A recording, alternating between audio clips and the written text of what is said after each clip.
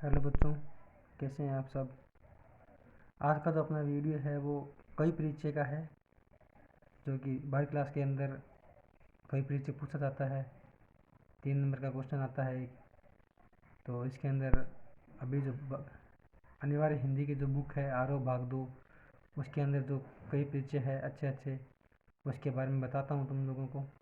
कई परिचय के अंदर सबसे पहले अपने नंबर 1 पर बात करेंगे हरिवंश राय बच्चन की, जो कि बहुत ही महत्वपूर्ण है। इसको अच्छे से याद करके जाना। अगर कई परिचय नहीं पूछ जाएगा तो बीच में से कुछ ना कुछ क्वेश्चन जरूर पूछा जाएगा। जन्म इनकी बात करते हैं जन्म की, तो जन्म इनका 1907 में इलाहाबाद उत्तर प्रदेश में हुआ था और मृत्यु इनकी सन 2003 मुंबई में। ठीक है, जन्म और मृत्यु जरूर याद रखना। जन्म इनका 1907 में इलाहाबाद में और सन 2003 में मुंबई में इनकी मृत्यु हुई थी। प्रमुख जो रचनाएं हैं इनकी, वो सबसे जो फेमस है मधुशाला, जो 1935 में लिखी गई थी, मधुबाला उसके बाद में 1938 में, और मधुकलश भी 1938 में लिखी गई थी। उसके बाद में निशा निमंत्रण, एकांत संगीत है, आकुल अंतर है, मिलन यामिनी है, सतरंगिनी, आरती और अंगारे, नए पुराने झरोखे आदि ये काव्य संग्रह हैं इनके। क्या भूलूं के याद करूं, नीड़ का निर्माण फिर, बसेरे से दूर, 10 द्वार से सोपान तक। ये आत्मकथा 4 खंडों में विभाजित है इनकी, ये भी ध्यान रखना। ठीक है ना, ये आत्मकथा जो है इनकी 4 खंडों में है। उसके बाद में हेमलेट है, जनगीता है, मैकबेथ है, ये अनुवाद किए हुए हैं इनके। ठीक है ना, इंग्लिश में कोई रचनाएं थी जिनका इन्होंने क्या किया था, अनुवाद किया था, जिसके अंदर आती है हेमलेट, जनगीता, मैकबेथ। तो प्रश्न पूछा जा सकता है कि हरिवंश राय बच्चन ने किन अंग्रेजी ग्रंथों का या अंग्रेजी किताबों का अनुवाद किया था। तो उनमें हेमलेट है, जनगीता है, मैकबेथ है। नाम से पता चल रहा है इंग्लिश में नाम है। उसके बाद में प्रवास की डायरी, ये इनकी डायरी लिखी गई थी। उनका जो पूरा वांग्मय है बच्चन ग्रंथावली के नाम से 10 खंडों में प्रकाशित, आलावाद के जनक के माने जाते हैं। ठीक है ना, इनका ये जो लाइन मैंने बोली है, उनका पूरा वांग्मय बच्चन ग्रंथावली के नाम से 10 खंडों में प्रकाशित, आलावाद के जनक। इसको अच्छे से याद करना कि 10 खंडों में है कितना, ये ऑप्शनल रूप में पूछा जा सकता है। ठीक है, इसलिए अच्छे से ध्यान रखना कि इनकी जो है वो 10 खंडों में विभाजित है। जितना भी ग्रंथावली इनकी सब वो 10 भागों में है। उसके बाद में हालावाद का इनको जनक माना जाता है। ये भी बहुत अच्छा प्रश्न बनता है यहाँ से, हालावाद का जनक। तो अच्छे से याद रखना है इसको, हालावाद के जनक हरिवंश राय बच्चन। ये प्रश्न पूछा भी जा सकता है और लगता है कि पूछा भी जाएगा। उसके बाद में बाकी इनके बारे में बात करें तो अन्य विशेषताओं में इनके 1942 से 1952 तक इलाहाबाद विश्वविद्यालय में प्राध्यापक, ठीक है ना, अध्यापक रहे थे। ये कहाँ पर, इलाहाबाद में ही क्या रहे थे, यूपी में जो इलाहाबाद है वहाँ पर ये 1942 से लेकर 1952 तक 10 वर्षों तक क्या रहे थे, प्राध्यापक रहे थे। आकाशवाणी के साहित्यिक कार्यक्रमों से संबंध, फिर विदेश मंत्रालय में हिंदी विशेषज्ञ रहे थे। इन लाइनों को अच्छे से ध्यान से पढ़ना, पूछा जा सकता है प्रश्न बीच में से। दोनों महायुद्धों के बीच मध्यम वर्ग के विशुद्ध, विशुद्ध मतलब जो अपने घर बार छोड़ के चले जा चुके, जिनका घर बार छिन गया था, ठीक है ना, विकल मन को बच्चन ने वाणी का वरदान दिया। ठीक है ना, उनके जो मन था उनके बारे में लिखा है इन्होंने। और उन्होंने छायावाद की लाक्षणिक वक्रता के बजाय सीधी सादी जीवंत भाषा और संवेदनशिक्त गेय शैली में अपनी बात कही। ठीक है ना, इन्होंने मतलब टेढ़ी मेढ़ी बात घुमा के कुछ नहीं बोली है, सीधी सादी बात बोली है, और जीवंत भाषा है और संवेदनशिक्त गेय शैली में है।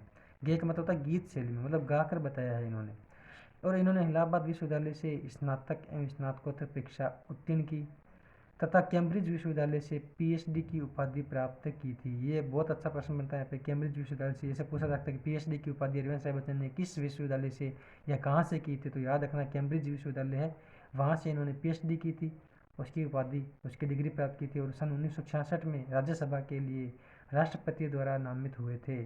ठीक है ना, यहाँ से भी प्रश्न बन सकता है कि ऐसा कौन सा कवि है जो राज्यसभा के लिए राष्ट्रपति द्वारा नामित हुए थे और कब हुए थे, तो 1966 में हरिवंश राय बच्चन राज्यसभा के लिए राष्ट्रपति द्वारा नामित हुए थे। प्रमुख जो पुरस्कार इन्हें मिले थे, इन्हें हिंदी साहित्य अकादमी पुरस्कार, सरस्वती पुरस्कार तथा पद्म भूषण सम्मान प्राप्त हुआ था। इसको अच्छे से याद रखना, बहुत अच्छा है ये। उसके बाद में नंबर 2 अपनी बात करें तो आलोक धनवा है। ठीक है, नई जो बुक लगी है आरोह भाग 2, उसमें नंबर 2 पे बात करें तो आलोक धनवा भी बहुत महत्वपूर्ण, क्योंकि नए लगे हैं और नए कभी आने के चांस बहुत ज़्यादा रहते हैं। जो चीज़ नहीं आती है बुक के अंदर, उसके आने के बहुत ज़्यादा चांस बन जाते हैं। तो हरिवंश राय तो महत्वपूर्ण है ही। उसके बाद में आलोक धनवा को भी अच्छे से याद रखना। जन्म इनका 1948 में कहाँ पर हुआ था, मुंगेर बिहार में। ये मुंगेर है, ये बिहार में है, बिहारी है मतलब ये आलोक धनवा। ठीक है ना, बिहार में जन्म हुआ था। कब हुआ था, 1948 में, 1948 में इनका जन्म हुआ था। प्रमुख जो रचनाएं हैं इनकी, पहली कविता जनता का आदमी 1972 में आई थी। भागी हुई लड़कियां, ब्रूनो की बेटियां, दुनिया रोज़ बनती है, एकमात्र संग्रह है इनका, दुनिया रोज़ बनती है, ठीक है ना। एकमात्र संग्रह कौन सा है? दुनिया रोज़ बनती है। प्रमुख जो सम्मान मिला था राहुल सांकृत्यायन सम्मान, बिहार राष्ट्रभाषा परिषद का साहित्य है, क्योंकि बिहार वाला मिलेगा, क्योंकि बिहार के थे तो वहाँ की सरकार ने इनको दिया था सम्मान। और बनारसी प्रसाद भोजपुरी सम्मान भी, भोजपुरी भी उधर ही है। और पहल सम्मान, ये सब इनको सम्मान मिले थे, तो इसको भी अच्छे से ध्यान में रखना।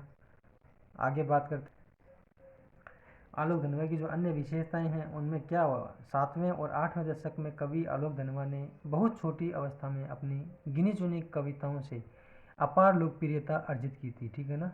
7वें और 8वें दशक में कवि जो थे वो बहुत छोटी अवस्था में थे, उस वक्त उन्होंने क्या की थी, अपनी गिनी चुनी कुछ कविताएं इन्होंने लिखी, उसमें अपार, ठीक है ना, इतनी जिसकी उनको उम्मीद नहीं थी, इतनी लोकप्रियता हासिल की थी। और सन 1972 से लेकर 73 में प्रकाशित इनकी आरंभिक कविताएं हिंदी के अनेक गंभीर काव्य प्रेमियों को ज़बानी याद रही है, ठीक है ना। इनकी ये ध्यान रखना कि इनकी जो प्रारंभिक जो गंभीर कविताएं हैं वो इनके जो काव्य प्रेमी हैं उनको मुख्य ज़बानी याद है।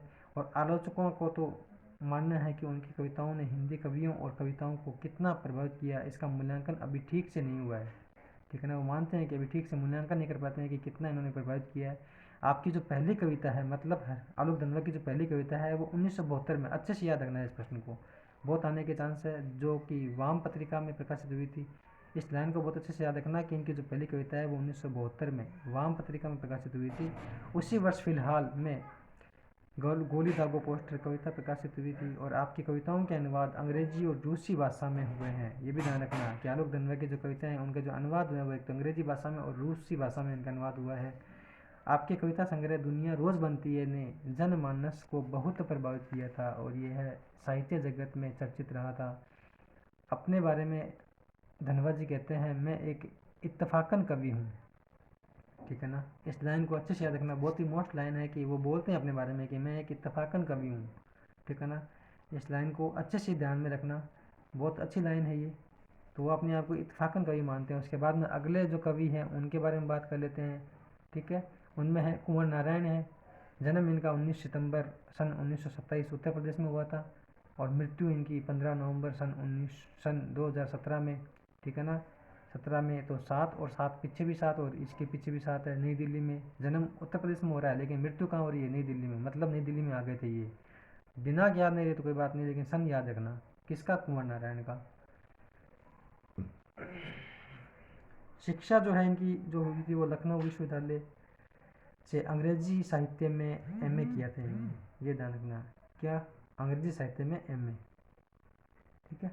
प्रमुख रचनाएं हैं चक्रव्यूह 1956 में आई थी, परिवेश, हम तुम, अपने सामने कोई दूसरा नहीं, ठीक है ना। अपने सामने अलग है और कोई दूसरा नहीं अलग है, इन दिनों काव्य संग्रह, ये काव्य संग्रह। उसके बाद में आत्मजयी प्रबंध काव्य है इनका, और आकारों के आसपास कहानी संग्रह, आज और आज से पहले, मेरे साक्षात्कार सामान्य है। प्रमुख पुरस्कार है साहित्य अकादमी पुरस्कार, कुमारन आसान पुरस्कार, कबीर सम्मान, ज्ञानपीठ पुरस्कार, व्यास सम्मान, प्रेमचंद पुरस्कार, लोहिया सम्मान, ये सब मिल चुके हैं इनको, ठीक है ना। तो अन्य जो विशेषताएं हैं उनकी अगर बात करें इनकी, तो अन्य विशेषताओं में आता है इनकी गर्द से ढकी हुई पुरानी किताबें खोलने की बात कहने वाले कुंवर नारायण ने सन 1950 के क्या बोलते हैं कि गर्द से ढकी हुई है पुरानी किताबें, उनको हटाओ गर्द को और पढ़ो उनको, ऐसा ही बोलते हैं। गर्द से ढकी हुई जो पुरानी किताबें, उनके आसपास काव्य लेखन की शुरुआत की थी इन्होंने। और उसके बाद में उन्होंने कविता के अलावा चिंतन परक लेख, कहानियाँ और सिनेमा तथा अन्य कथाओं पर या अलग अन्य कलाओं पर समीक्षाएं भी लिखी है।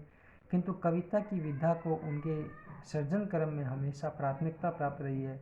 नए कविता के दौर में जब प्रबंध काव्य का स्थान प्रबंधकों की दावेदार लंबी कविताएं देने लगी थी, तब कुंवर नारायण ने आत्मजयी जैसा प्रबंध काव्य रचकर भरपूर प्रतिष्ठा प्राप्त की थी। कुंवर जी पूरी तरह नागर संवेदना के कवि है, इस लाइन को ध्यान से रखना कि कुंवर जी है वो पूरी तरह नागर संवेदना के कवि है।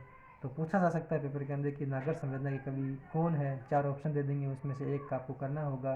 तो नागर है, ठीक है ना, तो कुंवर है, ध्यान रखना कुंवर नारायण है जो नागर है। उसके बाद में 4 नंबर पर जो कवि आते हैं उनकी अगर बात करें तो रघुवीर सहाय, जन्म इनका 1929 में, लखनऊ उत्तर प्रदेश में।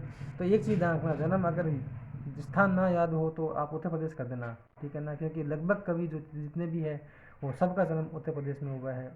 इसीलिए अगर जन्म स्थान याद ना रहे तो आप उत्तर प्रदेश कर सकते हो, याद हो तो लिख देना, नहीं याद हो तो उत्तर प्रदेश कर देना, लगभग सही बैठ जाएगा। उसके बाद में इनका जो मृत्यु हुई थी वो 1990 दिल्ली में हुई थी, ठीक है ना। सभी के सभी कहाँ आ रहे हैं, दिल्ली में। लखनऊ से ये कहाँ आ गए, दिल्ली आ गए, रघुवीर साय, ठीक है। इनका जो जन्म हुआ था 1929 में और मृत्यु हुई थी 1990 में।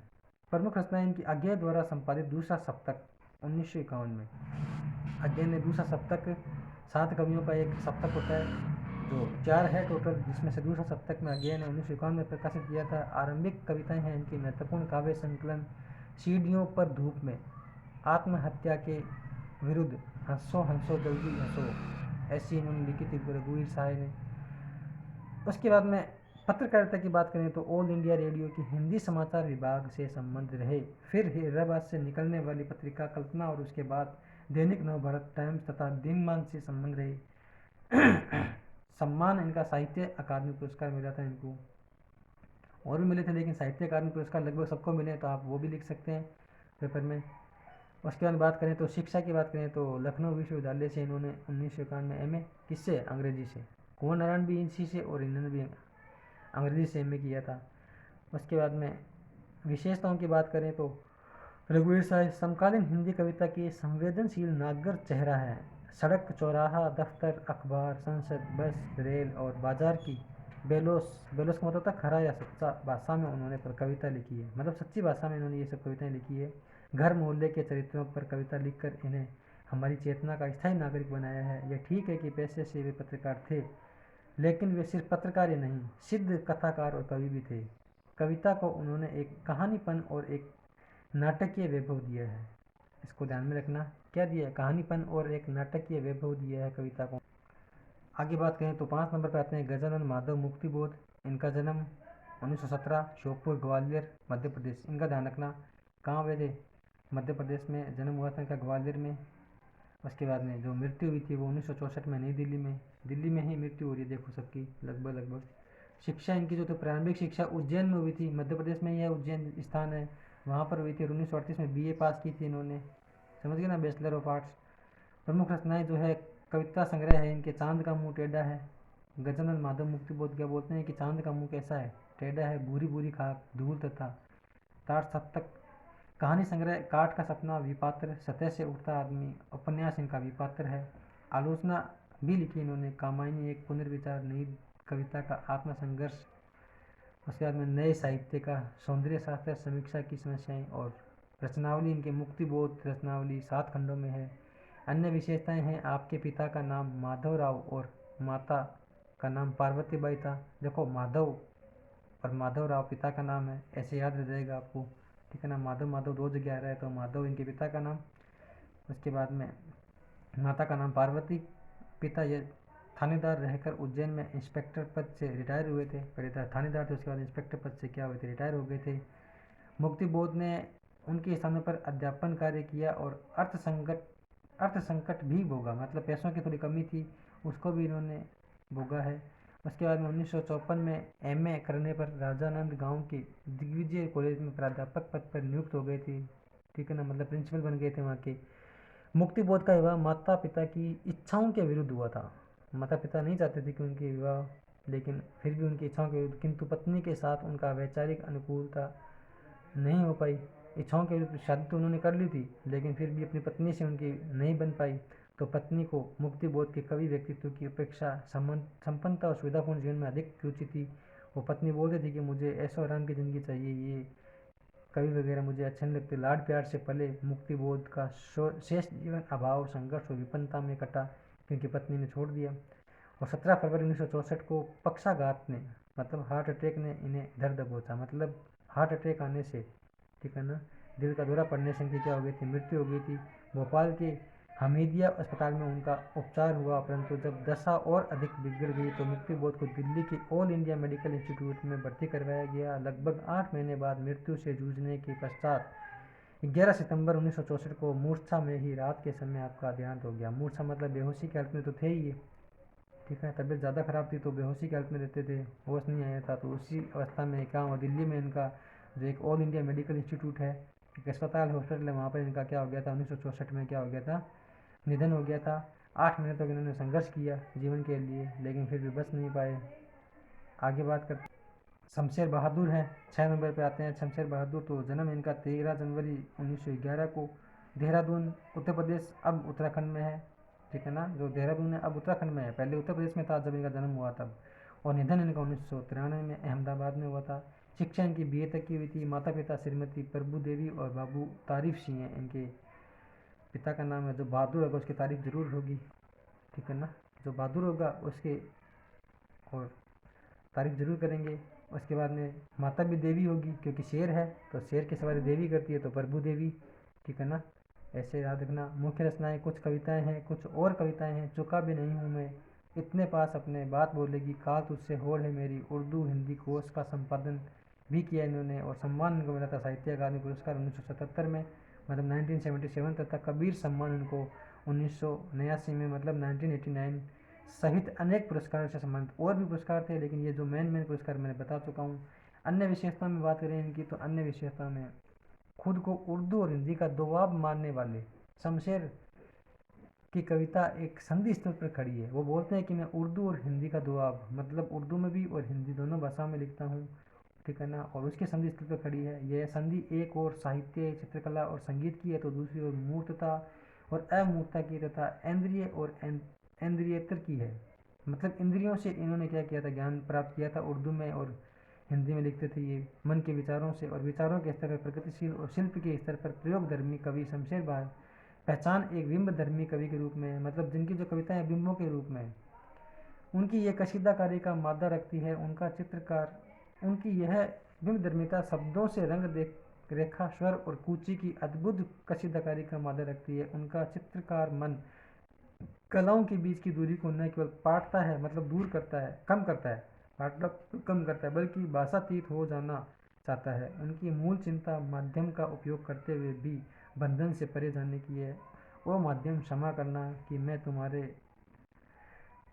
पार जाना चाहता हूँ। क्या बोलते हैं कि मैं तुम्हारे पार जाना चाहता हूँ। सचेत इंद्रियों का यह कवि जब प्रेम, पीड़ा, संघर्ष और सर्जन को गूंथ कर कविता का महल बनाता है, तो वह ठोस तो होता ही है, अनगुंजों से भी गहरा होता है। वह पाठक को न केवल पढ़े जाने के लिए आमंत्रित करती है, बल्कि सुनने और देखने को भी आमंत्रित करती है। आगे अपने बात फिराक गोरखपुरी, जो कि आज के अपने अंतिम कवि है। 7 कवि हैं, 7 चैप्टर लगे हुए हैं, तो 7 में से फिराक गोरखपुरी को अच्छे से याद रखना। बहुत ज़्यादा आने के चांस है इनके पेपर में, पूछा जा सकता है। और एक चीज़ और ध्यान रखना कि कवि और लेखक परिचय अथवा में पूछे जाते हैं, तो आपको दोनों में से एक ही याद करना है, या तो कवि कर लो या फिर लेखक कर लो, ठीक है। मैं दोनों करवा दूंगा, लेखक परिचय भी करवा दूंगा, कवि परिचय भी। कवि परिचय तो अपने पूरे हो चुके हैं, ये लास्ट है अपना। फिराक गोरखपुरी अच्छे से याद रखना इनको। मूल नाम इनका रघुपति सहाय फिराक था। ये प्रश्न बहुत ज़्यादा आने के चांस है कि फिराक गोरखपुरी का जो मूल नाम है वो क्या है, तो ध्यान रखना कि इनका जो मूल नाम है वो रघुपति सहाय फिराक है। जन्म इनका 28 अगस्त सन 1896, 1896, गोरखपुर उत्तर प्रदेश में। देखो उत्तर प्रदेश में जन्म हो रहा है इनका भी। मृत्यु जो इनकी हुई थी वो 1983 में, 1983 में। शिक्षा इनकी रामकृष्ण की कहानियों से शुरुआत, ये बाद की शिक्षा अरबी, फारसी और अंग्रेजी है। सबसे पहले इन्होंने जो शिक्षा शुरू हुई थी वो रामकृष्ण की कहानियाँ पढ़ी, उसके बाद में इन्होंने बाद की शिक्षा जो अरबी, फारसी और अंग्रेजी में की। प्रमुख रचनाएं हैं गुले नगमा, बज़्म ज़िंदगी, रंगे शायरी, उर्दू गज़ल गोई। इनको अच्छे से याद रखना, अच्छे से। बहुत ज़्यादा चांस बनते हैं पूछे जाने के। ज़्यादा नहीं लिखी इन्होंने, कम ही लिखी है। गुले नगमा तो बहुत ज़्यादा फेमस है इनकी। सम्मान इनको गुले नगमा के लिए साहित्य अकादमी पुरस्कार मिला था, ज्ञानपीठ पुरस्कार और सोवियत लैंड नेहरू अवार्ड भी मिला हुआ है। अन्य विशेषताओं की बात करें तो 1917 में क्या होता है, डिप्टी कलेक्टर के पद पर चयनित हुए थे ये। डिप्टी कलेक्टर होता है, उसके पद पर ये क्या हुए थे, चयनित हुए थे। और उसके बाद में पर स्वराज आंदोलन के लिए 1918 में पद त्याग दिया इन्होंने। लेकिन स्वराज आज़ादी के लिए इन्होंने क्या कर दिया, नौकरी छोड़ दी। कब, 1918 में। और 1920 में स्वाधीनता आंदोलन में हिस्सेदारी के कारण 1.5 वर्ष की जेल हुई थी इनको। इलाहाबाद विश्वविद्यालय के अंग्रेजी विभाग के अध्यापक रहे थे ये। उर्दू शायरी का बड़ा हिस्सा रोमानियत, रहस्य और शास्त्रीयता से बंधा रहा है, जिसमें लोक जीवन और प्रकृति के पक्ष बहुत कम उभर पाए हैं। नज़ीर अकबरबादी, अल्ताफ़ हुसैन अली हाली जैसे जिन कुछ शायरों ने इस रिवायत को तोड़ा है, उनमें एक प्रमुख नाम फिराक गोरखपुरी का भी है। फिराक ने क्या किया था, परंपरागत भावबोध और शब्द भंडार का उपयोग किया था। करते हुए उससे नई भाषा और नए विषयों से जोड़ा था, और उनके यहाँ सामाजिक दुख दर्द व्यक्तिगत अनुभूति बनकर शायरी में डरा था। मतलब जो भी इनके मन में दुख है वो इनकी शायरी के अंदर क्या होता है, प्रस्तुत होता है। जब इनकी शायरी पढ़ते हैं तो लगता है कि वो दुखी है, इंसान के हाथों इंसान पर जो गुजरती है उसकी तलख, उसकी चोट, सच्चाई और आने वाले कल के प्रति एक उम्मीद, दोनों को भारतीय संस्कृति और लोक भाषा के प्रतीकों से जोड़कर फिराक ने अपनी शायरी का अनूठा महल खड़ा किया है। उर्दू शायरी अपने लाक्षणिक प्रयोगों और चुस्त मुहावरेदारी के लिए विख्यात है। शेर लिखे नहीं जाते हैं, कहे जाते हैं। क्या बोलते हैं कि शेर लिखे नहीं जाते हैं, कहे जाते हैं, यानी एक तरह का संवाद प्रमुख होता है। मीर और गालिब की तरह फिराक ने भी कहने की शैली को साध कर आम आदमी या साधारण जन से अपनी बात कही है। उसके बाद बात करें आगे, प्रकृति, मौसम और भौतिक जगत के सौंदर्य को शायरी का विषय बनाते हुए कहा है, दिव्यता भौतिकता से पृथक वस्तु नहीं है, जिसे हम भौतिक कहते हैं वही दिव्य भी है। तो इस लाइन को अच्छे से याद रखना, बहुत ज़्यादा इनकी फेमस है ये कविताएं। ठीक है, मैं 7 कवि तुमको करा चुका हूँ, तो आप एक काम करना, इनके सभी के जन्म और मृत्यु एक पेज पे अच्छे से लिख लेना। सभी के नाम लिख के कवियों के उनके सामने उनके जन्म मृत्यु तो अच्छे से लिख लेना, और एक एक दो रचनाओं के नाम लिख लेना, इनको अच्छे से याद करना। ठीक है ना। और फिराक गोरखपुरी जो कि महत्वपूर्ण है। उसके बाद में हरिवंश राय बच्चन है जिसके आने के बहुत ज़्यादा चांस है। उसके बाद अगर बात करें तो रघुवीर सहाय है, कुंवर नारायण है। तो अच्छे से पढ़ना है इनको। ठीक है, आप लेखक में से या कवि में से कोई भी एक याद कर लो, तैयारी कर लो अच्छे से। ठीक है ना, और एग्ज़ाम में बहुत अच्छे से लिख के आना है इनका। अगर पूरा याद नहीं रहे तो कुछ कुछ तो इनमें लिख ही देना, पूरा याद नहीं रहे तो कोई बात नहीं, लेकिन कम से कम आप इसमें जन्म मृत्यु है, पूर्वक सम्मान है, शिक्षाएं हैं और थोड़ी सी विशेषता जो है वो लिख देना इनकी।